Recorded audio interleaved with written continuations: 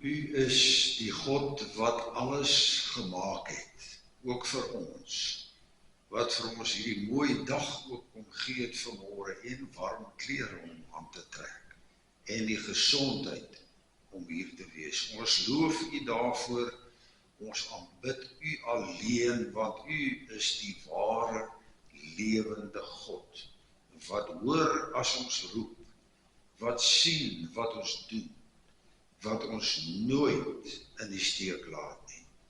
Dankie dat U U seun aan die kruis geoffer het vir ons, en dat ons vanmôre in die naam van Jesus Christus die bose kan weerstaan, dat hy geen invloed hier sal uitoefen nie, omdat U Jesus hom aan die kruis reeds oorwin het.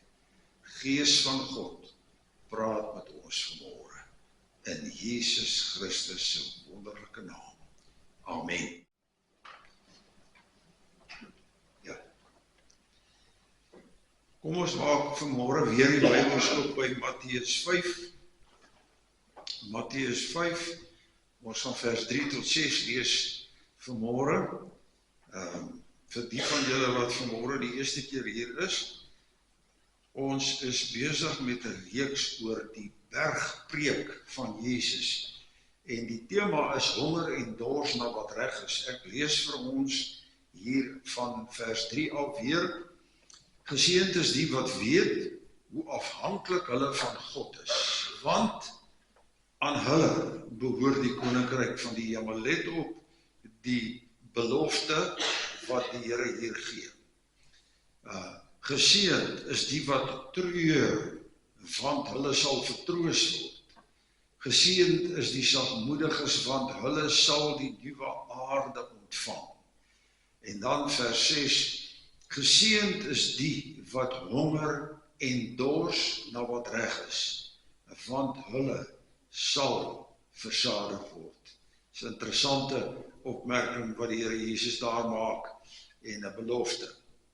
Nou verlede week het ons gekyk na sagmoedigheid en afgesluit deur te sê, ons het probeer sê, wat is sagmoedigheid? Van vers 5, ons het gesê dat jy moet kyk na jou hart, om uit te vind, is jy sagmoedig? Het jy selfbeheersing in jou lewe? Dis die vrug van die Gees, Galasiërs 3 vers 5 vers 22 en 23. Word jy kwaad? Jy mag. Hoe reageer jy? Dit is belangrik. Of tree jy op net wanneer iemand God verneder of geminag word? Dis wonderlik as jy optree, maar hoe tree jy ook op? Dit help nie, jy gaan na ou te lyf, het slaat hom en gaan te kere nie. Jy moet vir hom vanuit die woord uit reg help. Die Here sê nie van jy mag my naam nie sommer net gebruik as 'n stopwoord of 'n vloekwoord nie. Hy sê, ek gaan jou gauw werk as jy dit doen. So onthou dit, as jy daai fout maak, bely dit onmiddellik. Tree jy op net wanneer iemand God verneder. Dit moet anders werk wees. Jy moet, wanneer enige iets verkeerd doen, wat nie strook met die woord nie, dan moet 'n mens met hulle werk. Reageer jy altyd nederig en gehoorsaam aan God se woord. En God se woord is natuurlik die Bybel, hierdie boek. Jy mag nie aan hom verander nie. Hy is die een wat jou wil verander deur hierdie boek. Dis hoekom jy die boek ook maar bietjie moet lees en hom in jou kop kry. Ek is nou nog aan die sukkel om dit alles in my kop te kry. En ek lees al vir 'n jaar, van ek 19 jaar oud is, lees ek die Bybel min of meer elke dag. En ek lees nie elke dag nie, maar ek meeste van die tyd. Daar gebeur baie keer goed met jou, wat net maak dat jy net daai dag te vinnig moes begin, en te vorder was, toe jy by die huis kom en jy net gaan lê het. En daarom met die Here gepraat het, en so al biddende, Psalm 63 sê, Dawid, ek lê op my bed en ek dink aan die, en hy praat met die Here. En dan raak jy baie keer so aan die slaap op, nee. So, volg die woord. Indien jy sagmoedig is, sal jy die woord van God volg. Maak jy altyd vrede wanneer daar onvrede is. Dis die goede wat ons gesê het oor sagmoedigheid.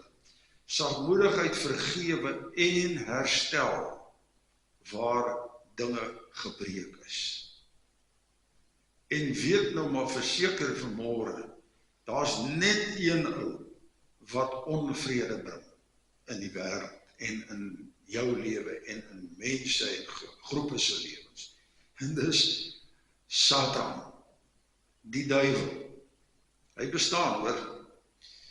Dis hoekom as jy kies vir Jesus, dan begin jy agter te kom hoe hy jou gal werk. Want hy wil jou wegkry van Jesus af. Ons het vanmôre daar gesing, Psalm 42. Daar sê hulle, waar is jou God, Dawid? Hoekom help hy jou nie? En dan sê hy vir hom later, hy sal opstaan en hy gaan my help. Dis die God, Jahwe, Hebreëus, die groot ek is, wat in jou hart woon deur Jesus Christus en sy Gees. Hy los jou nie. So, as iemand jou kritiseer, hoe tree jy op? Bly jy daarom lief vir die ouens wat jou kritiseer, of raak jy woedend en gooi hulle weg?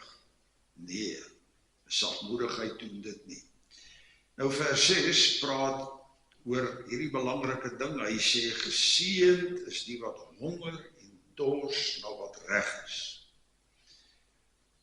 Wanneer ons 'n keuse vir Jesus Christus gemaak het, en hoor dit nou mooi vanmôre weer 'n keer, jy moet kies vir Jesus.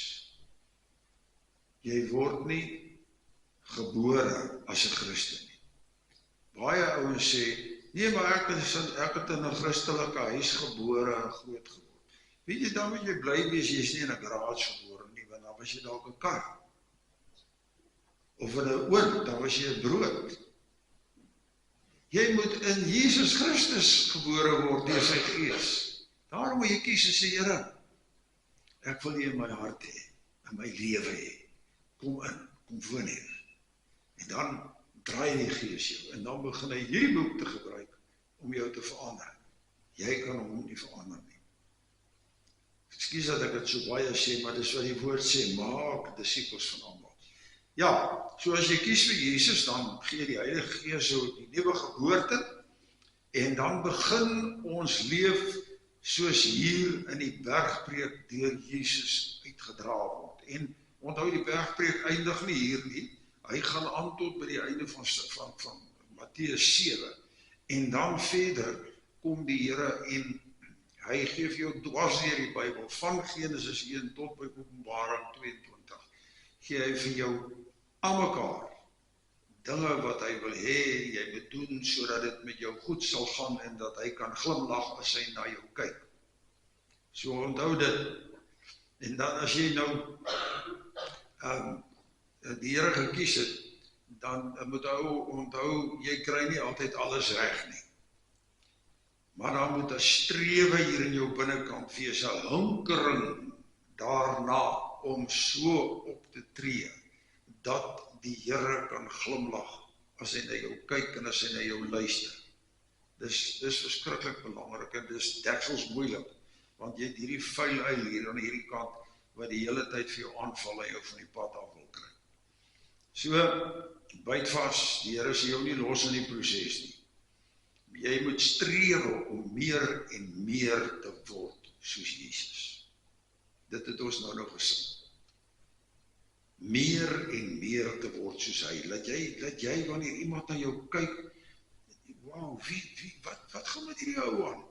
En na jou kom en sê, hoe kry jy dit reg?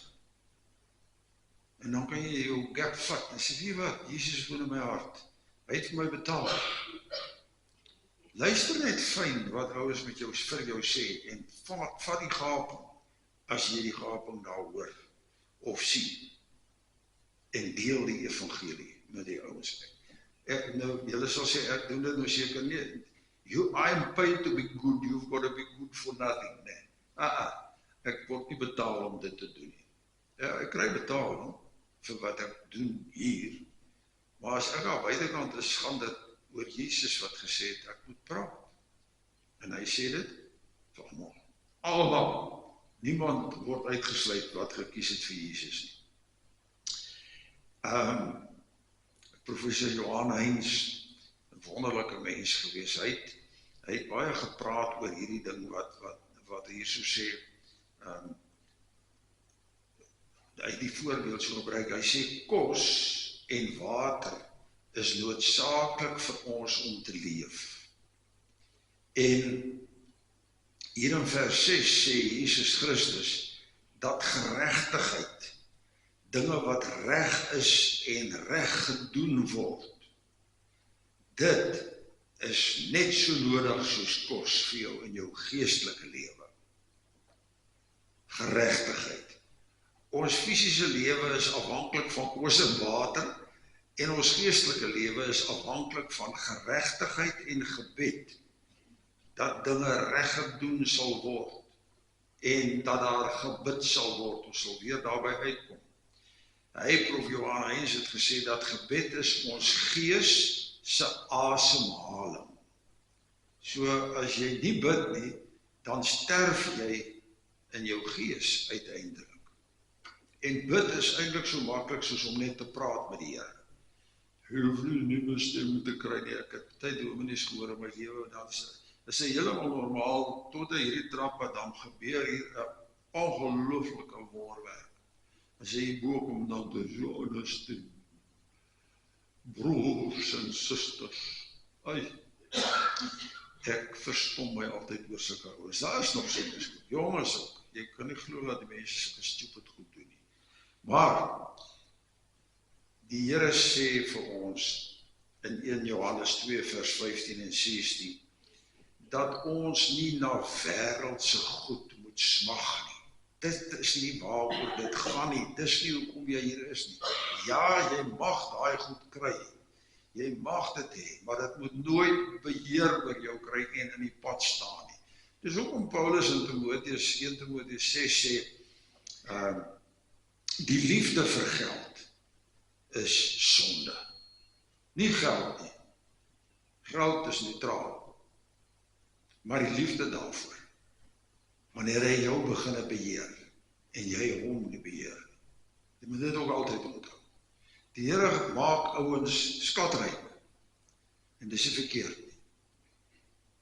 Dis, hy het vir Abraham gesê, ek gaan jou uit jou sokkies uitseën. En Abraham het miljoene nakomelinge. En in Jesus Christus word dit net elke dag nog meer. Maar hy het nooit hoogmoedig geword nie, ons het dit nou die dag vir mekaar gesê. Hy het nooit toegelaat dat hierdie goed hom begin beheer nie, want hy was skatryk. Hy weet Abraham was. Maar hy het nie toegelaat dat dit omvat nie. Waarna smag jy? Ons het nou hier gesing, ons smag na God, soos 'n bok smag na water in die droogte. Vra jouself eerstens as waarna smag jy? Is jy honger en dors voor? Wat is dit wat vir jou die belangrikste is? Die geseëndes, sê Jesus hier, hulle wat gered is in hom, waarvan hy hier praat, hulle honger en dors na wat reg is.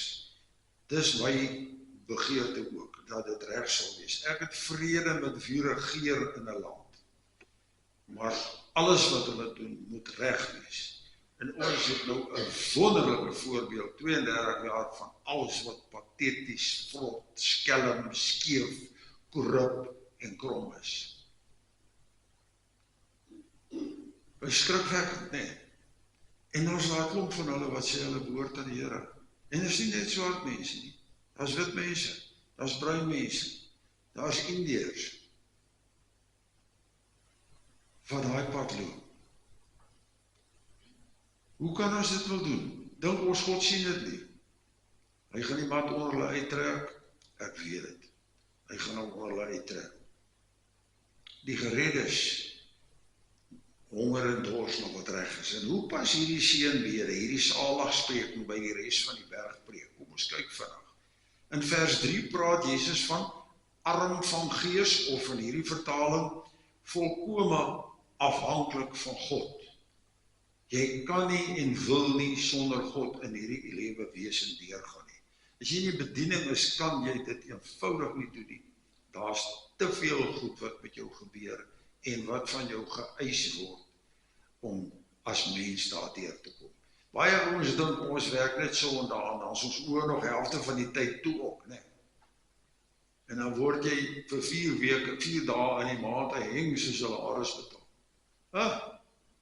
Lekker verrassing. Ek het eendag in een van daai gemeentes waar ek altyd in Rodepoort, daai gemeente was, het die kerkraad gedink ons werk nie baie hard nie. Ons is 4 ouens, daar's 5000 lidmate, waarvan ek nie eers 'n 10de geken het nie. Is te veel, is net te veel mense.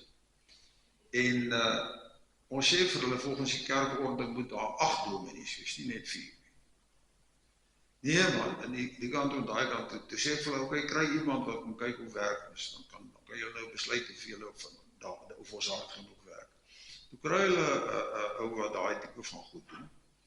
En hy het met elkeen van ons 4 het hy 'n week deurgebring en saam met ons gery, dag en nag, waar ook al jy moes gaan. Ek het met die seniors gewerk, so ek het baie aande hier by 11:30 waar ek na die Charlotte Mokreg, wat toe nog in Johannesburg algemeen was, 35 kilos van waar gebly het, om die mense daar te gaan besoek.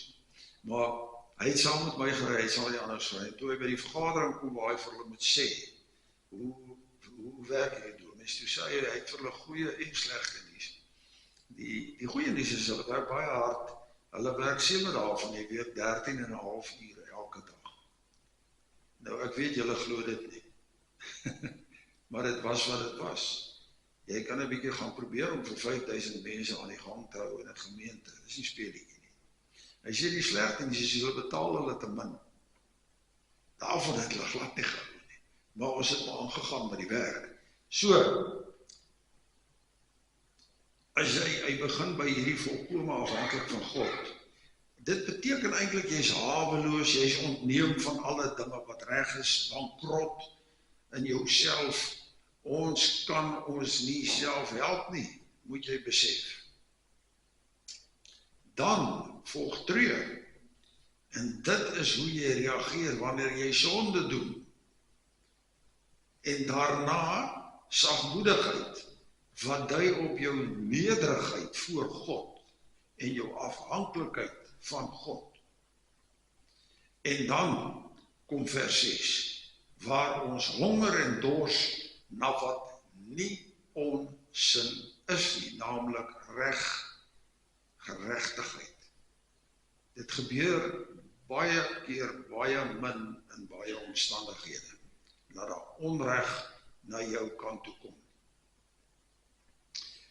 Jesus Christus sê dus, honger en dors na wat nie onsin is nie, geregtigheid. Hy sê dat uitbundige vreugde, opgewondenheid, geseënd wees, is om gebroken te wees, arm van gees en te hunker na God, is om te treur oor jou sonde wat jy doen, is om met sagmoedigheid, nederigheid, onderdanigheid na mense toe uit te reik en hulle te dra en te ondersteun wanneer jy kan. En dan honger en dors na geregtigheid. En hier is die belofte, ons sal versadig word. Nou, ek weet nie altyd wanneer nie, maar dit gebeur dikwels dat die Here jou onverwags reg laat geskied aan jou. Maar weet net, as Jesus weer kom, dan gaan dit volmaak geskied. Ons is in 'n wêreld gebroken, wat verrot is, maar ons gaan dan wees by Jesus. En alles sal perfek, volmaak reg wees. Sodra ons in God se beloftes glo, hoef ons nie te werk vir iets nie, want ons erf dit uiteindelik alles. Hy sê vir ons, wanneer ons dit besef, dat ons hierdie gaan erf, dan kom daar ook vir jou 'n bietjie begrip, wat Paulus in 1 Korintiërs 3 vers 22 en 23 sê, en ek wil dit net vir julle lees, want dit is eintlik so aangrypend, wat hy daar vir ons sê. hy praat van hierdie ding, dat ons, 1 Korintiërs 3 vers 22 en 23 laat. Vers 22 van 1 Korintiërs 3. Hy sê hier so skrywe aan die gemeente van Korinthe, dan sê hy, daarom moet niemand op mense roem nie, alles behoort aan julle, of dit Paulus of Apollos of Cephas of die wêreld of lewe of dood of hede of toekoms is, alles behoort aan julle, maar julle behoort aan Christus en Christus behoort aan God. So weet julle wat, ons erf uiteindelik alles wanneer die Here Jesus kom. Daar's niks wat ons nie gaan kry nie. Alles gaan vir ons gegee word. En daarom sê Jesus in Matteus 6 vers 33, soek eers na die koninkryk van God en alles wat vir hom belangrik is. En dan sal hierdie ander goed sommer net vir jou gegee word. So waarmee is jy besig? As jy stroop, of as jy iets verkoop, of as jy rugby speel, of rolbal, of wat ook al, moet dit in die eerste plek wees om God te laat glimlag met wat jy doen. Dis hoekom hy jou die vermoëns en die gawes en die goeie gee daarvoor. So in verse 3, 4 en 5 hier in Matteus 5 sal jy sien is daar pyn betrokke by. En as daai pyn nou 'n bietjie in jou lewe geleef het, dan kom vers 6 en dit bring vir jou vertroosting. Ryk uit smag na geregtigheid, dat alles wat na jou kant toe kom reg gedoen sal word. En op hierdie aarde natuurlik sal dit nie altyd heeltemal so gebeur nie. Maar dan kom daar vertroosting, dan kom bemoediging, omdat ons op die plek gekom het waar ons uitstrek na God, ons Vader toe, en nie na Absa of FNB of daai pel of hierdie vriendin of wat nie, maar na God, wat vir jou al hierdie goede gaan gee. Daarom pas hierdie seënbede hier, hierdie ene van geregtigheid, want dit maak sin en dit bring hoop na volkome afhanklikheid, na treur oor jou sonde, na sagmoedig wees in moeilike omstandighede. Dis alles moeilike goed daai. Volgende Sondag wil ek graag kyk saam met julle na hoe lyk dit as 'n mens honger en dors na alles wat reg is. Want dis nogal 'n interessante ding, is dat jy kan kyk en sien en weet, is ek daarmee besig om dit te bring waar ek is, waar mense met my te maak het. So ons gaan 'n bietjie daarna kyk volgende Sondag. God wil vir ons net die beste gee. En hy wil vir jou, vir my, onbeskryflik goed wees. Moet nooit daaroor twyfel nie. Iemand het 'n baie mooi lied wat hulle sing, hulle sê, God on the mountain is also the God in the valley. So weet net, hy los jou nooit nie, maak nie saak wat gebeur nie. So ek wil weer afsluit met sê, vertrou hom onvoorwaardelik. Hy sal jou nie los nie. Amen. Here, baie dankie dat u ons sal help met hierdie moeilike ding, want u weet hoe maklik ons onregverdig optree. U weet hoe maklik ons dit verloor in 'n situasie. En daarom buig ons laag voor u vanmôre en bely weer ons afhanklikheid, volkome van u, sodat u deur u Heilige Gees wat hier in ons harte woon, vir ons sal toerus en bemagtig om u toe te laat, om vir ons deur al die omstandighede op 'n manier te laat optree, wat u eer, wat u laat glimlag, en wat mense verstom laat, wat mense laat begin wonder, wat gaan aan in hierdie ou of vrou se lewe, dat hulle dit reg kry. Dankie dat U ons daarmee sal help. Dankie dat U elke dag saam met ons loop en dat U van alles weet wat gebeur in en om en met ons. En dat U ons nooit los nie. Dat niemand ons uit U hand uit kan ruk nie. Ons bid vir hulle wat siek is, Here, U ken almal hier in die dorp, U weet wie het nodig dat U by hulle naby sal kom. En as U enige een van ons wil gebruik om daai nabyheid van U te kom gaan doen daarso, kom doen dit, Here, vat vir ons soontoe. En ek bid ook, Here, dat U hierdie seisoen wat nou amper verby is, dat U dit baie goed sal laat afeindig, en dat alles wat nog gedoen moet word, goed sal afloop, dat besighede sal floreer, Here, en al gaan die brandstofprys op vir die boere meer as vir ons, dat U vir hulle sal dra in die tyd, en dat U hulle vorentoe weer oorvloedig sal seën, omdat hulle na U toe kyk, en aan U vashou in hierdie tyd, ook die besighede. Here, wees met enige een wat vanmôre in 'n diep gat is, in depressie is. U weet, Here, dat dit nie 'n lekker plek is nie. En dankie dat U woord sê dat donker is vir U lig. En ek bid dat U vir hulle lig sal bring. En dat U ons sal beskerm teen alle negativiteit wat op ons afgevuur word deur die bose. En dat ons in die naam van Jesus Christus sal toeëien dat ons tot alles in staat is deur Hom wat ons onmeetbaar liefhet. Dankie dat ons ook kan bid vir die verkiesing wat op pad is. Here, kom doen 'n wonderwerk. Kom ruk die mat onder die ANC en die MK en die EFF uit, wat hierdie land verder sal vernietig, U weet dit, Here. Maar help ons om te draai na U toe.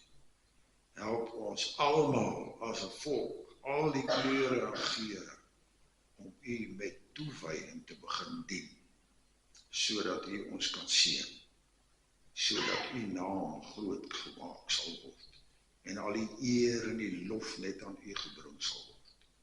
Ons bid dit in Jesus Christus se wonderlike naam. Amen. Die liefde van God ons Vader en die teenwoordigheid van die Heilige Gees, ons leidsman en bekragtiger, bly met julle elkeen.